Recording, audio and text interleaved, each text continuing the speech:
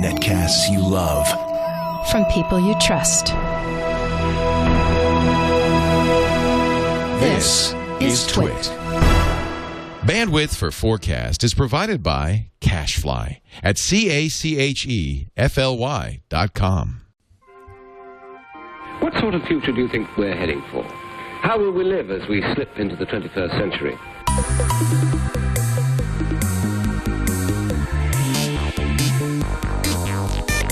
Welcome to FourCast episode 110. I'm Tom Merritt. And I'm Scott Johnson. And this is the show where we get some smart folks to join us and share their visions of what the future will be like. And we sort of kick it around and see what we think about it and hope that maybe when we end up in the future, it will be as good or better than their visions. Right, Scott? Honestly, Tom, it's that we are sick of living in the here and now. We are tired of what the old future was because we're living it. We're ready for some new future. And my understanding is we have great guests today to do just that. You are understanding correctly. Joining us today, Patrick Hester, podcast producer for Functional Nerds, SF Signal, and I Should Be Writing. Welcome, Patrick.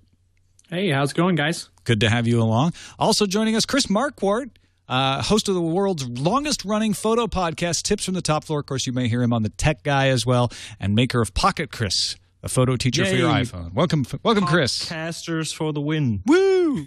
It is. It's a foursome of podcasters, a fearsome foursome. Let's start off with a prediction from one of our listeners. This comes from Airman Wolf. Says, as someone that has recently graduated from Air Force boot camp, I've been giving a lot of thought lately to the advancement of military. So here's my crazy-ass prediction. Within 100 years, there will be no human soldiers in war. Instead, humans will control robots from a distance, and combat effectiveness will be based on how quickly and effectively one person can control multiple robo-soldiers. Sounds like StarCraft. This will ultimately lead to one of two things. Wars will be decided on the financial situations of the country / state / whatever, and their ability to continually build the robots, or it will lead to a gamification of war with a giant expanse of land set aside as an arena of sorts where the sides will battle until the last robo-soldier is left standing. Oh, Airman Wolf. I love this prediction. We've had conversations on the show a couple of times about the idea of the gamification, as he puts it, of war, and I'm kind of for this because it means less dead people, basically. But it does mean perhaps a world where financial, money is shifted to the squeakiest wheel, which in this case would be, constantly maintaining this production of robots and their dominance on the playing field. But I wonder what it would actually sort of be for. It seems like warfare now isn't so much about France wants some more room, so they move next door and take everybody out. It's now parts of the world who hate everybody else who's sort of got it going on, so they're trying to do things that are less than conventional. And I don't see them jumping in and going, "Oh yeah, we'll do your robot idea. That sounds great. We'll just fight on a battlefield and people won't get hurt." I don't see that happening. So I struggle whenever this comes up with the transition. Like, where do we make the bridge between the kind of wars we fight now, and very specifically the kind we find the sort we fight right now, like this minute, compared to a day where it's a big walled-off space and a big chunk of the desert is designated to giant robots fighting, Tom? I just don't know how we get there. Sounds like Ender's Game to me. It was the first thing I thought of. Patrick, what do you think of this? Other than the arena, I don't think it's actually that far-fetched. Because if you look at some of the stuff that we're doing now with the unmanned drones, they're sending those in and taking out people from thousands of miles away. So I can see that totally happening. I just don't know about the arena part. I think that given our nature, they're still going to be fighting on front lines, not necessarily in an arena. Well, and they're still gonna kill people, though, right? I mean, so the drones that we do now, somebody controls it from Las Vegas or somewhere in Nevada, a base in Nevada. Probably not Las Vegas, but anyway, they control a drone halfway across the world, and that thing zeroes in, takes out a compound or whatever. And in your scenario, it's kind of the same thing, except somebody's got a better technology for these giant robots, and we're sending giant robots in to do this destruction. But still, we're taking other human lives, and so that's kind of where I break down too. It's like, well, okay, that actually seems like a very realistic thing. That's just an issue of the technology getting better, cheaper, and more productive. The idea that we would do it. Go ahead. I don't think we're looking at big robots here. This really reminds me of a book that I read by Stanislav Lem, and I think the title, and he probably wrote that like 50 years ago, and the title is "Weapon Systems of the 21st Century." And he puts up that picture of swarms of very small autonomous soldiers, basically flying through the air and fighting that out as swarms, as intelligent swarms. So they basically take people out of the equation. Yeah, I think it's a very classic cycle that if you look at history, warfare becomes very regimented and it becomes very rule-driven for a while. So in medieval Europe, up until the Industrial Revolution, 1700s, warfare was very, very almost gentlemanly. You showed up on the field, you all lined up, you agreed when to start, and then you went at the war making until that didn't work anymore because some folks decided to break the rules and sneak around in trees and and go behind you, and that's happened over and over and over. So I think there could be a period in time where we sort of formalize war to the point where it's like, oh, okay, we'll have an arena and we'll have our insect horde fight your insect horde until somebody decides, you know what, I really want to win. I'm going to send my insect horde into their country and kill them all. In fact, somebody pointed out Web 7382. And a couple other people pointed out there was a Star Trek episode where two planets had decided not to conduct physical war anymore, but just agree to simulate the war, and then to make sure that it was, it had some punch to it, anybody who was deemed dead in the war by the computer had to go to the suicide machine and kill themselves. Oh, interesting. Yeah, I actually kind of remember that.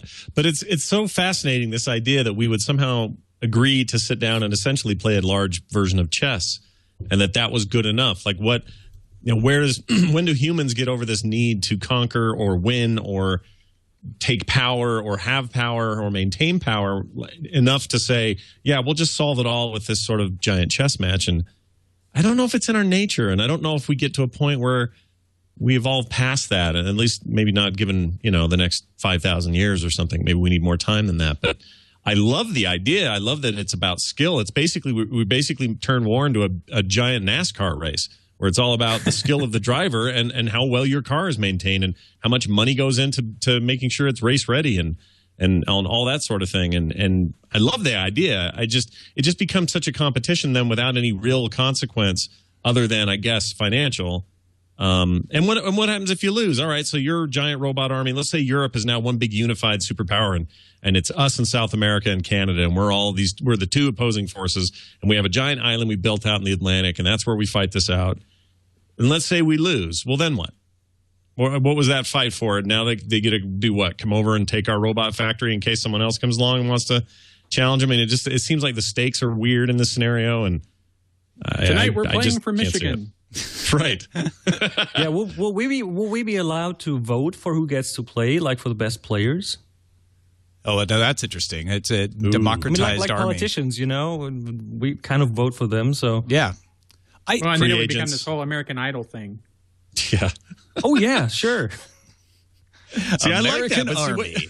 What you guys are describing sounds kind of awesome, but I have to keep reminding myself, well, no, this is war, and war means death, and it means destruction, and it means, loss of things, property, and life. And I just don't. I'm more interested in maybe the Olympics go away as we know them now. Forget about that stuff, and now it's just giant robot competition. Well, you know what? That's interesting. I think there's two, and it's much more complex than this, but I'm going to identify two main purposes of war. One is an outlet for our tribalism. Our side is better than your side, right? And our group is stronger than your group. And I think sports and the Olympics and football actually provides a very safe outlet. We've developed that to sort of redirect some of that just bland, like, I want to go conquer somebody today, not for any good reason, just to prove that my tribe is better. We kind of channel that through sports now. And I could see sports becoming very robot-oriented, et cetera. But that doesn't satisfy the need of control. Like, I want your country to be a democracy, or I want your oil resources and access to them. I think we are moving away from nations wanting to run everything because nations realize that that's way too complicated and costly. They just want client states to do what they tell them. And that's where robot war is a lot murkier for me. If I send my robots to your arena and they fight, and you decide, okay, so your robots beat me, I'm still not giving you the oil, then I got to send my robots in and kill you anyway. So it becomes a lot more complex then. Yeah. Nobody works on the honor system in war. It's been my limited experience in war. Well, and Scott, you mentioned, when do we get past war? I don't know if you guys have noticed, but a lot of the science fiction coming out now is all dystopian. There's not really much utopian science fiction out there anymore. There's not like people dreaming of the Star Trek universe where we figured it all out and we're not using money anymore and, everybody's fed and clothed. That's just not happening. And I think that comes a little bit from, kind of dark times that we're in right now. I think that's cyclical. At least I kind of hope it is. I'm a fan of Star Trek's vision of the future and our ability to sort of, be cohesive as a human race and then kind of go out and fight the same struggle, but now as a single body and against others who haven't perhaps been enlightened or whatever. At least that's the general idea of Star Trek, and I've always sort of subscribed to it. But it is a cycle there where, and you're right. I think that society in general, at least its perception of reality, whether it's really reality or not, and Tom and I have talked about this a bunch of times on the show about living conditions are actually better than they've ever been, yet people think everything's going to end, and maybe that's partly why. But the idea that we could see our science fiction go from sort of dystopian to utopian and then back again, I don't think it's all that unusual. And in fact, I'll bet you money that we're on the bottom and then sort of working on the upside toward a more utopian use of our imagination when it comes to science fiction and whether or not that reflects reality. Dark fantasy is also really popular. Mm-hmm. Yeah. I think that's all. I think that all just comes kind of goes back and forth and it's actually a good thing that it does. I think it stretches us and stuff like that. But hopefully, the thing we actually really are shooting for is the Trek version of things. It doesn't have to be just like Trek. Shooting, really? Sure. I want my transporter. Well, we use that same term in photography, okay? Yeah, that's okay. Fair enough. You're right. I'm sorry, Scott. The vision that we're killing for is peace. Right. Yes. All right, let's move on to the predicting. All right, folks, you can do some predicting. Send us an email like Airwolf did here, Airman Wolf. Email fourcastpodcast@gmail.com or post them up at our blog, fourcastpodcast.com. We'll take a look at them there. We'll start with you, Patrick Hester. Your vision of the future, sir. Lay it on us. Well, there's lots of things. I was thinking about publishing because I do a lot with authors now. And I was thinking that it'd be nice in the future. I'd like to see the publishers kind of put their heads together in a way similar to what the WC3 has done and take back control of distribution of their books and provide a standard format for ebooks. Because it feels like we're in a little bit of a format war similar to Blu-ray versus HD DVD or Betamax versus VHS, really, if you want to go that far back. And I'd like to see publishers come out with a format and then the e-readers use that format instead of us having, 20 different formats for ebooks.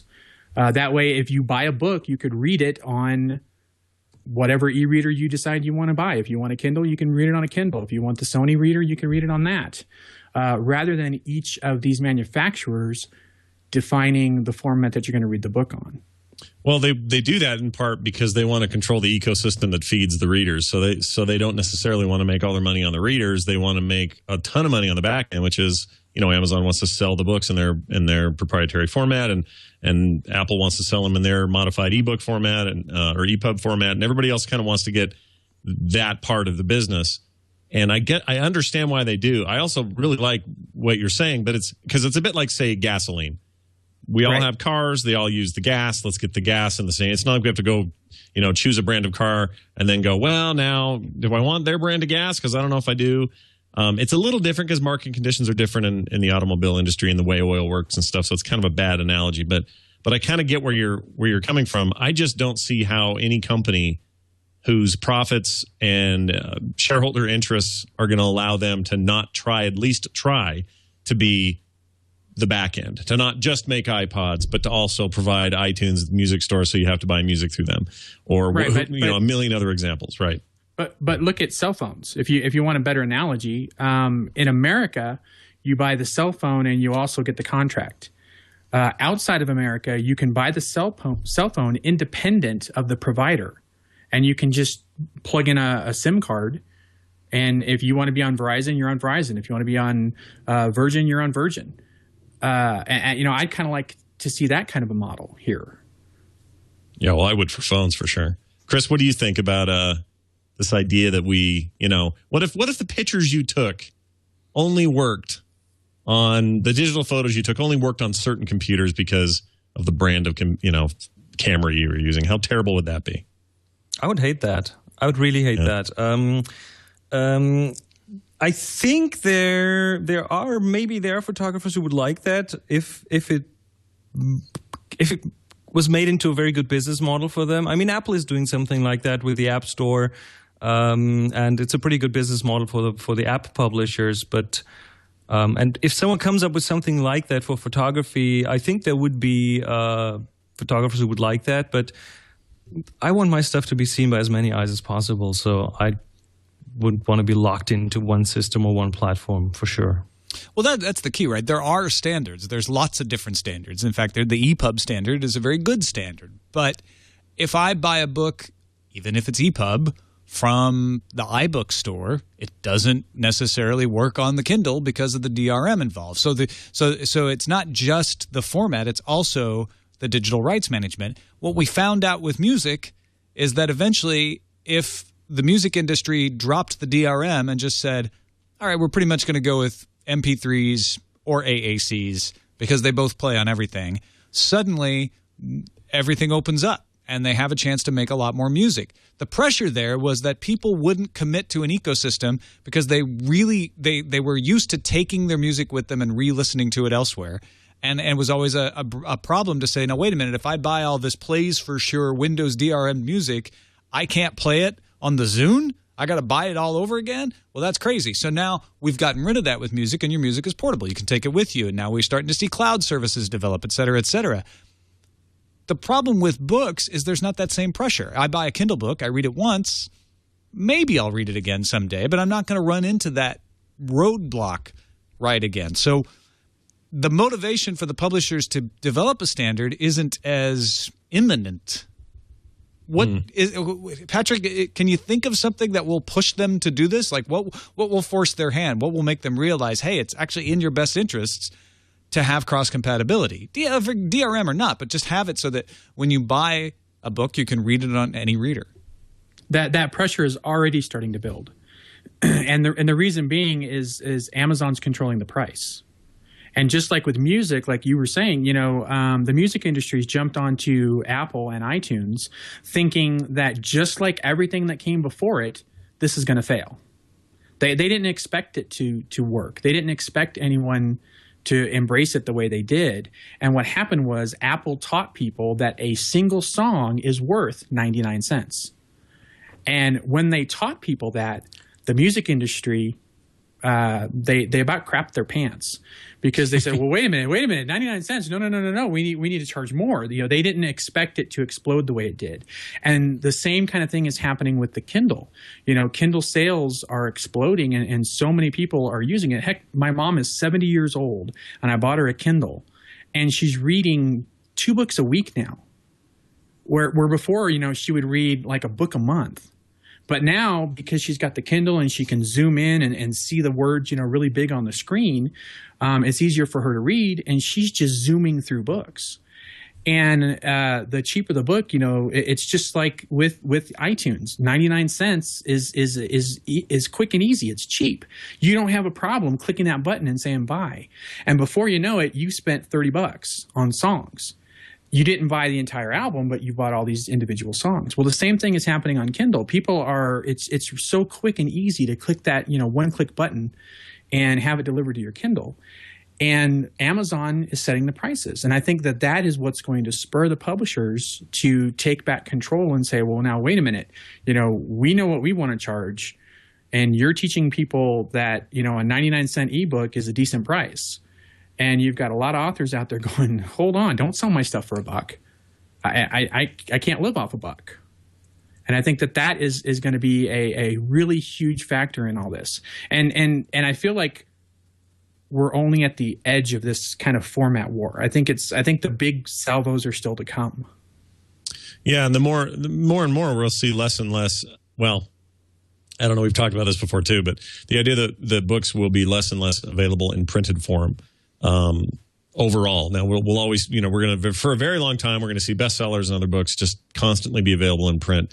But at some point, there becomes a time where it is not cost effective, even for mid to larger size publishers, to not just go straight digital when there's enough infiltration in the market of these devices. Regardless of format, it just makes more sense for them to consume it that way because maybe more people are consuming books that way. That will have a lot to do with this. It'll also have an impact on cost, probably drive them lower. At least there may be some resistance on the publisher's part at first, but eventually I see, cost of a digital ebook being lowered because you're not having to do minimum 50,000, print, right. And you're not having to deal with all that anymore. Suddenly it's a one-off thing. You really don't have to make any. You have one and you distribute it to everybody, and that changes. I think that changes that dynamic quite a bit, and I think that's a big part of why music has settled into this 99 cents is a good deal thing, because you are having to print less, you press less CDs and distribute to less stores, and the stores sadly aren't as numerous as they used to be. And I think that's the same path we're on with books, but I agree with Tom. It is a slower decline. It's a much different. There is not the instant sort of need or requirement that we figure this out now. And I think that's probably bad for you and I as consumers, because I think we'll be long gone before the real impact happens. But I think it will come eventually. And, I've talked to a lot of editors on sfsignal.com and on functionalnerds.com when we've done the podcasts. And a lot of them think that your normal paperback book is going away. They're going to keep the hardcover. They're going to keep that trade paperback. And then an ebook will replace that paperback book. But what's interesting to me is that paperback book is, anywhere between $6.99 and $8.99 retail, but they want to sell the ebook, upwards of $10. Yeah, I think there's going to be a real price pressure from amateurs and self-publishers who want to sell their books for 99 cents and publishers who want to sell somewhere between the current paperback and hardback prices for the ebooks. And then the distributors, and then by distributors in this case, I mean the e-reader makers like Amazon and Nook, sort of wanting to play both ends against the middle. They want that publisher money, but they also want to get that long tail of self-publishers. Chris, do you see any parallels here with photography? I mean, it's an entirely different way that people make their money off photography than books, where you're out there, selling directly to the consumer public. Well, I mean, there are a lot of photographers who do that through stock sites, but we're mostly talking microstocks here nowadays. Also for photography, where they came up with all these readers for books, and it's all those kind of almost dedicated devices, even though that's kind of changing now. But for photography, there's always been devices out there called monitors, called iPhones, screens, screens in general. So photography, I don't really see it to be that parallel at this point. Yeah, because the thing is, you've got a tool where you create the thing that is of interest, right? Like, and there's also more, at least in what I do, it's more of a direct contact between the client asking me to do something specific. I don't know if a lot of clients hire a writer to write a book for them, whereas a commercial photographer will be hired by companies to create whatever imagery for their new advertising brochure or something. And you do see some watermarking being done in photography, but the whole rights issue is an entirely different conversation than it is in writing. It is a different conversation, and I'm a fan of the Creative Commons license. I do have commercial work that doesn't go online, and I have a lot of work that is online in a limited resolution, so that is not of use for certain applications, but most of that is under Creative Commons. Non-commercial Creative Commons, and I love my work to be seen on other websites as long as I get a link back to me, some form of attribution. I would not like it to see it to be ripped off in a commercial way, like someone printing T-shirts of things, for example. Sure. Well, and a lot of times on the stock photography sites, they have multiple licenses, and you have to pick the one for whatever you're going to use it for. So if you were going to do I do this all the time. If you were going to use one of Chris's photos for a T-shirt, they usually have a license for that, and you have to pay a little bit more for the photo. Right. Before we move to Chris's predictions, Patrick, I just want to ask you: do you think that publishers survive? And if they do, what are the services that they provide to authors in the future? This is a hot topic amongst some of the authors out there. There is a well-known author whose name I will not repeat, who I sat down with him, and he basically said that he believes that authors are going to have more power to negotiate with publishers moving forward, and publishers are going to have to come to the table with more offerings. The old model, I think, is going to go away, and I think that the publisher is going to have to say, here's what I can do for you, Mr. or Mrs. Author, and this is why you should go with me versus going to Kindle on your own. And what those services are going to be, I think, is going to be marketing. It's going to be, it's kind of hard to say copy editing, because you can go out and you can hire a copy editor. Whether you hire a good one or not is a completely other discussion. But I think that they're going to have to lay it out there and say, marketing, distribution, full-on editing, cover art, all that kind of stuff. We're going to take it. Essentially, we're going to take your book and we're going to push it through the system for you, and we're going to make life a little bit easier for you. And I think that is going to be the selling point for a lot of publishers moving forward. Yeah, I think a lot of authors don't want to deal with the business of publishing. Oh, yeah. They don't want to go through all of the things you have to go through, even on a CreateSpace or a Lulu or something like that. And so having a publisher that'll do that for them is very attractive. I forget her name, but there was a decent fantasy author who was doing pretty well, and there's a lot of pressure now on authors to do more marketing. They want you to be on Twitter, they want you to do blogging, they want you on Facebook, taking advantage of all the social media stuff to build an audience. And this author said, that's not what I want to be. I don't want to be that person. I want to sit in my basement, surrounded by my posters, writing stuff, and just send it out there and not have to do all that kind of personal appearance marketing stuff. And she walked away. Mm-hmm. And I think there are a lot of authors out there who don't want to mess with this stuff. Or can just control their own destiny, right? I mean, they want to have more say in what their careers are. I not only totally get that, I really support that. I think if that's the way things are moving, I say more power to the authors and less slightly to the publishers. Let the publishers, do what they do, and let the author do what they want to do. Yeah, there's a definite appeal to the author to be able to go to Amazon.com, log into their account, and know that next month they're going to receive a check for blah. And that's something that they don't necessarily always have that they can count on with a publisher, depending on the publisher. A lot of publishers do really well with that, and they send you reports and they let you know where your money's coming from and when it's going to come in. But there's also been a lot of horror stories from authors who said, I never know when I'm going to get paid. And so there's definitely an appeal to taking control of your own destiny, doing it your own way. But you also have to remember that you're going to be doing all the work yourself. And there's a lot of people out there who don't want to do that. I think there's a big opportunity for a new kind of publisher to move in right now and say, I will allow you to have all the benefits of self-publishing without all the hassle.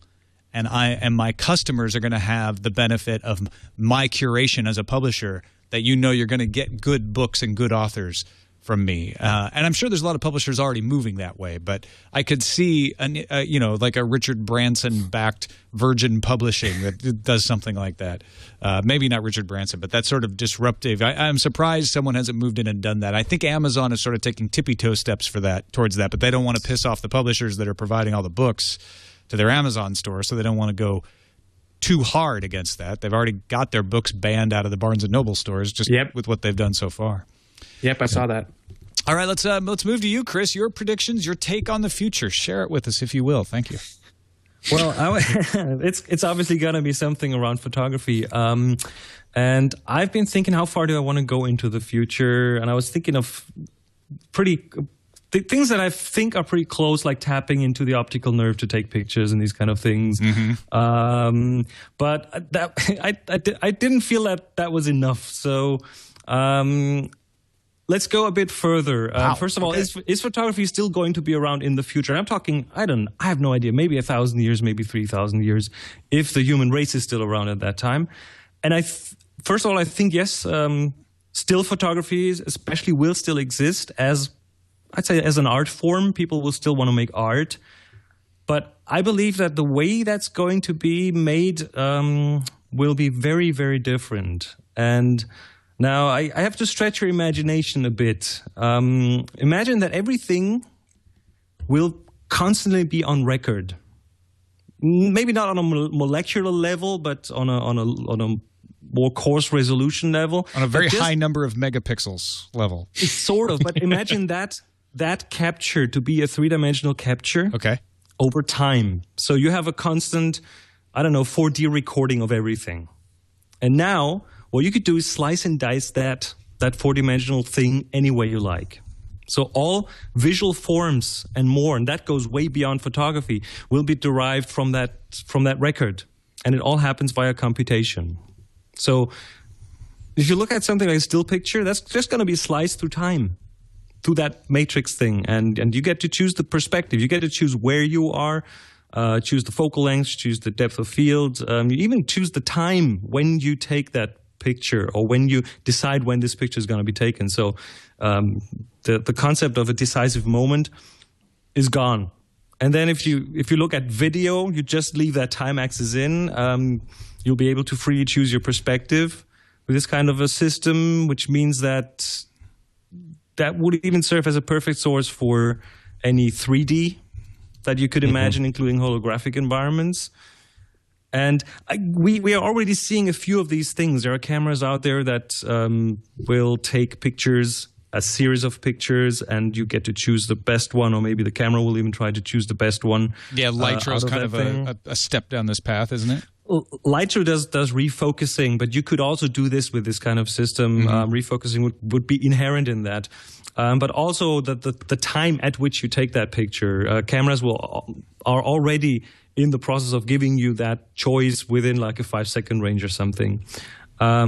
Resolution, look at Kinect, for example, or look at today's handheld 3D scanners that you just pass over something and they will come up with a 3D image.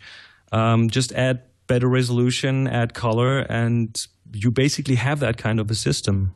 Add basically infinite bandwidth and those sorts of things. I actually think this is pretty likely, but I want to throw this back at you from the perspective of a photographer who makes his living as a photographer.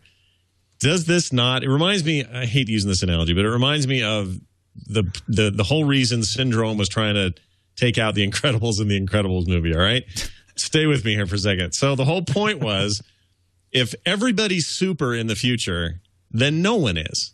And in a future where every possible angle, every possible depth of field, every possible everything is recorded in this constant sort of snapshot of every nanosecond of life, doesn't it essentially mean, because now everybody can do all of that kind of tweaking, subtle change, whatever, all the things that the photographers are so good at now with their natural talent and their skill, suddenly you're left without any of that, right?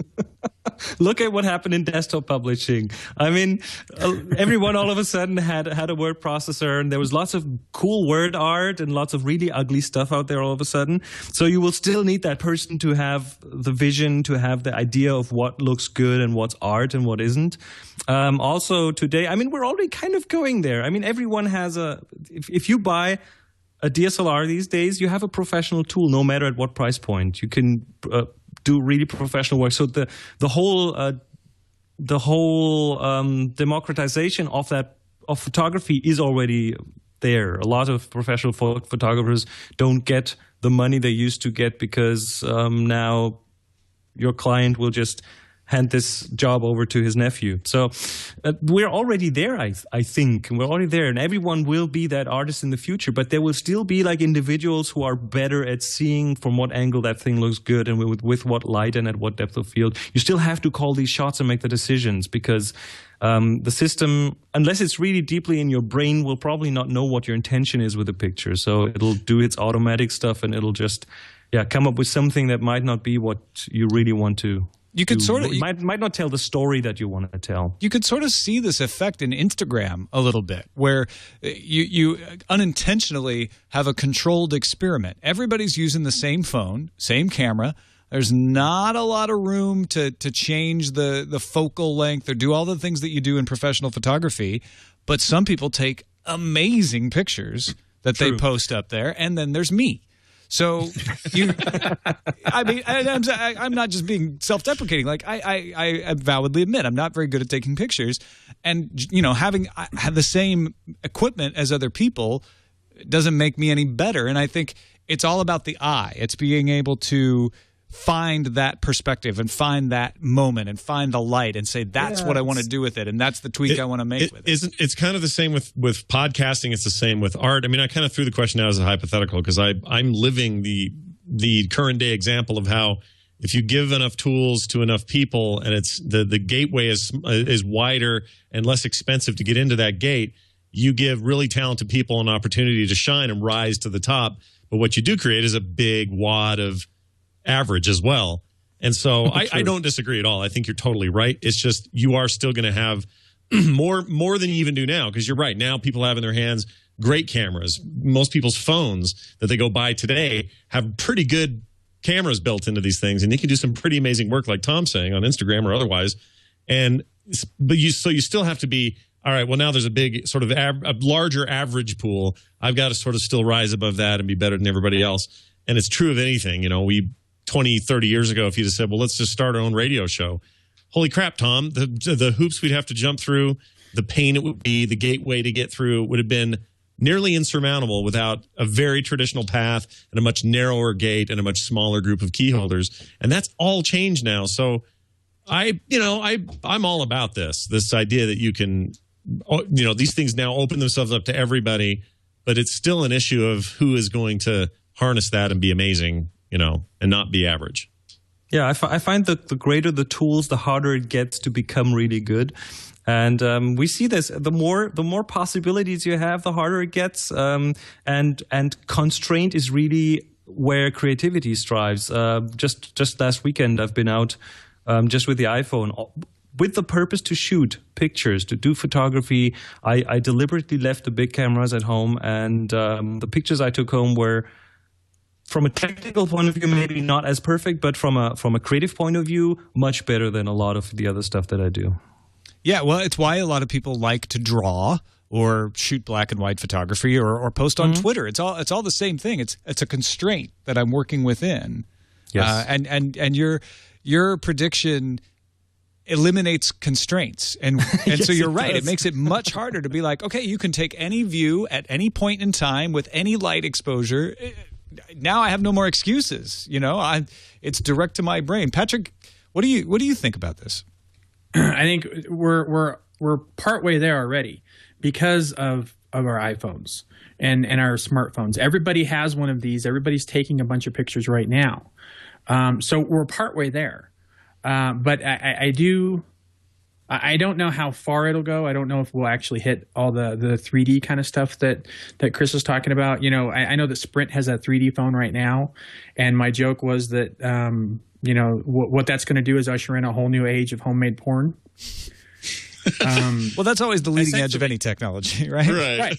Well, because now it's coming right at you. But literally. Ouch. I just think with the way these are changing and the way that these have better and better cameras in them, people aren't taking cameras anymore. I had to do some Christmas shopping for a company that I was working for, and they wanted me to go out and buy a bunch of technology. And one of the things that they specifically asked me not to buy was a camera. And when I said why, they said, well, no one uses cameras anymore. They all have their phones. And I thought that was a very interesting statement. But I think Chris is right in that you still need that eye. You still need that person who has a talent for what they're doing to make good art. When we talk about the publishing again, we talk about how anybody can go out now and publish on Kindle. There's an author who told me, get ready for the slush pile. Because what happens is there's no longer any gatekeepers between you and some of the bad stuff out there. And that's where we're at with photography. You know, there's a lot of bad stuff, but there's also a lot of good stuff. And what the apps on these things are doing for us is they're taking away some of the need to have talent. Does that make sense? In other words, now it's just you point it and you click it and it does all the hard work for you. But you can tell that it's doing all the hard work for you. You know, I think when someone like Chris takes a picture, they infuse a little bit of themselves into that. You know, there's a decision being made. There's a feeling as part of that. And so I can't see that going away anytime soon. But the 3D thing is interesting. You know, like right now, you know, my niece and nephew have more photographs of them that have been taken than were ever taken of me growing up. Because, you know, my mom had a little Polaroid. Yeah. And by the time the kids rolled around, it was all digital stuff. And you know, it's just like you have no problem snapping 1,000 pictures because the storage is also another thing. You don't have to physically store photos anymore. You know, again, this phone has more memory on it than my first computer. Yep. And can store hundreds and hundreds of photos. Yeah. Right. And a good typewriter has never made a good author. The tool is never really the thing that makes it. That's interesting you say that. I deal with this all the time, and maybe this anecdote is helpful for some, but I get asked constantly about my illustration work, and people say, well, what tablet do you have? And I always say, well, right now I'm using a Cintiq 21 UX, and it's fantastic, and I love it. And they all say, you know what, that's probably what I need to get. I feel like I need a boost to my skills. I think maybe a new tablet is the trick. And I have to always kind of say to them, tablets are awesome, and they're nice, and they really help clean up on paint issues and running out of ink, and a lot of other issues are sort of solved with tablets. But it doesn't change the fact that you need to be able to draw. If you can't draw, that tablet is useless for you. It doesn't do it for you. It will never do it for you. And the day it does do it for you, we've got some kind of weird implants in our heads that somehow tap into talent we didn't know we had. And until we get to that day, you've still got to know how to do the thing that you got to do. And for authors, that's true. And for everybody else, that's true. So yeah, this conversation is such a great one about the individual and his ability to find new ways in modern technology to do stuff we couldn't do before. And if he's got the talent for it, then the cream rises to the top every time. I think it's something it seems like we've all agreed upon right here on the show. Yep. If you want to insult Go ahead. Go ahead. No, go ahead, Chris. If you want to insult your photographer friends, just tell them you take great photos. You must have a great camera. Yeah. I was just going to say that every time I talk to an author and I do an interview with them on the podcasts, there's almost always the same comment made. You know, it's like, well, I worked really hard to get where I'm at. There's no shortcut. Yeah. Well, yet. I mean, gene therapy is doing amazing things, but yeah. Don't want to go down that rat hole. Whole nother show. No, yeah. Technology can't solve it for you. All right. Shall we get to 4 questions, Scott? We shall indeed. 4 questions is the part of this show on FourCast each and every Monday where we ask our guests 4 questions, rapid fire style. They are not allowed. It is enforced. They are not allowed to think too hard about this. We'll be shocked. You have to answer from the gut. Exactly. You will be shot in order to maintain peace. All right. So let's start with my 4 questions. These are going to be to Patrick. Patrick, are you sitting comfortably? I am, yes. Which do you prefer? Really good-looking aliens that want us all dead, or really stomach-churning, ugly, smelly aliens who want to be our friends? Oh, I'm going to have to go with the really good-looking aliens that want us all dead. All right. They'll be pretty while it lasts. Femme fatale. Good job. Next question. If you could go back in time and buy stock in one company, who would it be? Apple. Yeah. What is this, past cast? What is this time travel back in time? I don't know what I'm doing. Sometimes you got to shake it up. In the vegan uprising of 2043, you didn't see that coming. There's a future for you.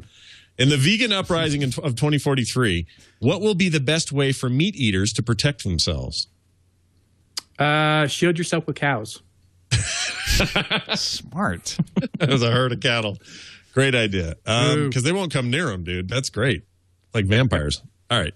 Last question. No offense to vegans, by the way. Hold your emails. Yeah, I'm just playing around. I have a lot of vegan friends. Yeah, I do too. My daughter's a vegan. Vegans are great.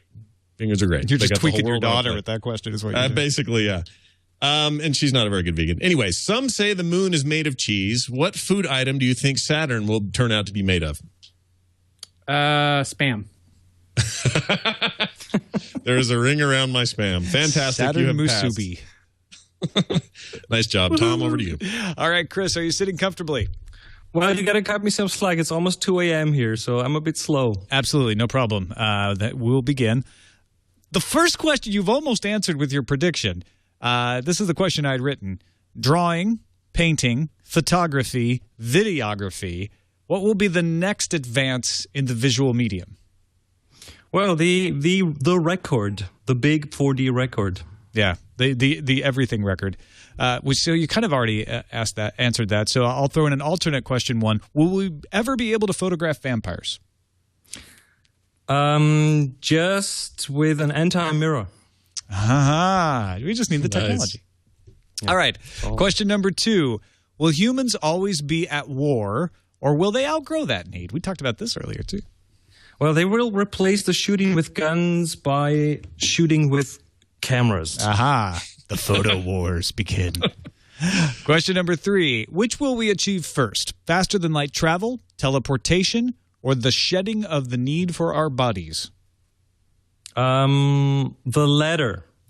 Advances in technology will make that possible. We forget teleportation, forget spaceships. We'll just plug in and float through the Matrix. Be in the Matrix. Yeah. Question number 4. When will we first observe intelligent alien life, or will we ever? I don't think we will, because everything's too far away. Stuff travels too slow. So it'll never catch up with us, just the distance. Not in our lifetime, maybe in 1,000 or in 2,000 years. All right. But not now. So we just have to have the singularity happen soon, and then we'll wait it out. By the way, one thing about the vegan question earlier, as a vegan, you cannot be a film photographer because film is made with gelatin. And there's no good substitute, huh? There is no real substitute for that right now. But how many photographers are still using film? I do, for example. Yeah, I think a bunch do. Yeah, but then you got to like. This is one of those constraints I was talking about earlier. Shooting with film puts you under so many constraints that you have to become creative. So I shoot most of my non-commercial work is what I shoot for myself is on film, actually. Interesting. I didn't know that. I didn't realize that. I think I knew that some film was made in gelatin, but I didn't realize there was no other way around it. That's it. Well, it's a plastic thing that the gelatin is on, but the silver crystals are embedded in gelatin. You can't make it out of human nail clipping gelatin or something? I don't think so. There's no cottage industry for that. Probably not. Well, Kodak used to have its own gelatin production. Yeah. Tom, it's a tough sell, A Kodak getting up and going, now made with human fingernails. It just doesn't have the same ring. It's one of the reasons they're bankrupt. Hey, Tom. Yeah. Tom, on the question about the robot bodies, I think that's going to come first. But what we don't realize is that when we do plug into those bodies, they're only going to have a 2-hour battery charge. Oh, dang it. It's always the batteries. We'll never solve that. And you have to sign a wireless 2-year charging. contract. Yeah. Permanent wireless charging. Someday, please. Thank you. All right, that's it for this episode of FourCast. Thank you so much. This has been a really fun one. Patrick, Hester, thank you. Let folks know some of the many podcasts you're involved in and where they can find them. Well, you can find me online at atfmb.com. That's all things from my brain. That's also my Twitter handle, atfmb. And then functionalnerds.com is the podcast with John and Elio. And sfsignal.com is the podcast I do twice a week, talking about science fiction and fantasy stuff. And then I produce I Should Be Writing for Mer Lafferty, which is the podcast for wannabe fiction writers. Excellent. And I had a great time on the Functional Nerds podcast when you guys were nice enough to ask me on. So yeah, that was a blast. Go check it out, functionalnerds.com and atfmb.com for all the rest of Patrick's stuff. Chris Marquardt, a pleasure as always. Good to talk to you again as well. And let folks know where they can follow you and find out what you're up to. Well, I think the only thing I want to plug is the workshops I do. I will come to the United States and to Canada in August and September this year. And you can find them at discoverthetopfloor.com. It's an entire list of cool, fun topics to learn photography face-to-face and to learn these skills, to learn what your machines won't do for you. It'll be good to see you in our hemisphere again. I'll drop by. Excellent. Sure. Looking forward to it. ChrisMarquardt.com, or what's the DiscoverTheTopFloor.com. DiscoverTheTopFloor.com. Check it out. Thanks, everybody, for watching or listening. Scott Johnson, anything we need to get across before we let you go? I would just say that Tom had a brilliant idea that we have acted upon post haste. If you are a World of Warcraft fan and you are sad you can't go to BlizzCon this year, Tom and I and many others in the Frog Pants Network will be hosting a big weekend streamathon where we will try to make up for the lack of BlizzCon. It'll be free. Donations will be taken for charity, and it will be a cavalcade of stars, streamed matches of actual games being played competitively and otherwise. It's going to be fun. It is called BlizzCon 2012. You can find details at theinstance.net, and I think people should come. It's going to be a blast. Okay, if you don't realize, there's no BlizzCon this year. Blizzard just said, we're not going to do one this year. It's not that we'll never do one again. We're just not doing this one this year. So this is the way of our way of filling the gap. It's going to be fun. Thanks, everybody, for watching. Yeah? Do you have to wait in line for 8 hours to listen to the podcast? Yes, absolutely. No. And you don't have to smell bad or any of those things. You have to stand in line. Yeah. As you can tell, I've been to BlizzCon. Yeah, no kidding.